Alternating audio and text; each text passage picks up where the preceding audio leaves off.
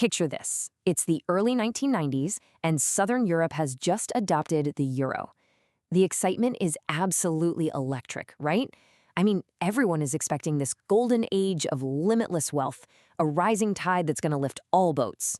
But here is the brutal reality. Interest rates hit rock bottom. Trillions, literally trillions, flowed in. And what happened? The economy didn't get smarter. It got stupider. A massive flood of cheap money actually ruined their productivity. Sounds completely impossible, right? But it happened. Negative 12%. Between 1999 and 2012, Spain's actual, real money-making efficiency crashed by 12%. Just think about that. It is an absolute face slap to everything we are traditionally taught about economics. Capital flowed in, and efficiency basically died. Take a look at this. This is the exact moment the illusion shattered. You see that plummeting black dashed line right there?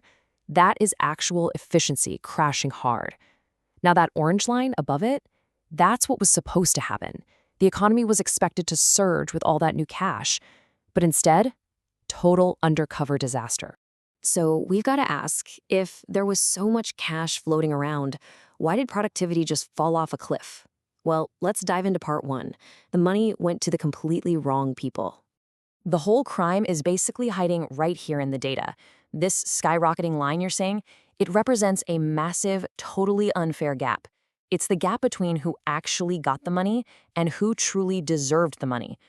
Right as the 2000s kicked in, the system completely broke down, and the inequality of capital just exploded out of control.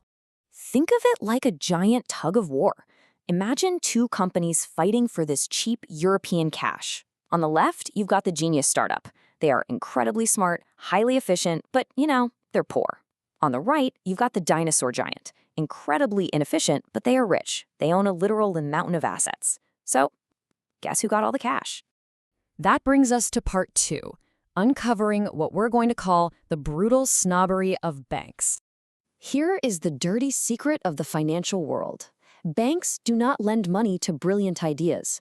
They lend money to massive collateral. It's that simple. The highly efficient, innovative firm gets zero funding because their net worth is low. Meanwhile, the lazy, inefficient giant gets millions simply because they already have assets. This financial pipeline funneled billions directly to the dinosaurs. And the data proves it out perfectly.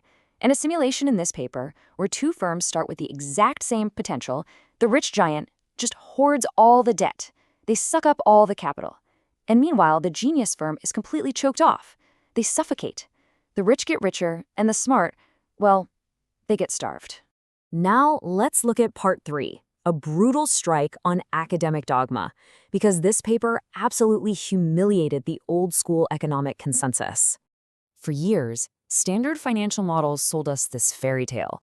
They promised that foreign capital would automatically seek out the smartest innovators and create this economic utopia. But the hard reality?